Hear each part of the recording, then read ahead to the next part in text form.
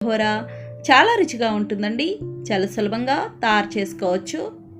నిమ్మకాయ పులిహోరకి కావలసిన పదార్థాలు: ఉడికించి పెట్టుకున్న అన్నాన్ని పొడిగా ఉడికించుకోవాలి. 1/2 కేజీ బియ్యం తీసుకున్నానండి. ఇప్పుడు పోపు పెట్టుకుందాం. స్టవ్ ఆన్ చేసి ప్యాన్ పెట్టి నూనె వేసుకోవాలి. నూనె వేడవ్వాలి. నూనె వేడయ్యాక 2 స్పూన్ల వేరుశనగపప్పు వేసి ఫ్రై చేసుకోవాలి. వేరుశనగపప్పు సగం వేగాక మిగతా పోపు గింజలు వేసుకుంటే అన్నీ సమానంగా వేగుతాయి.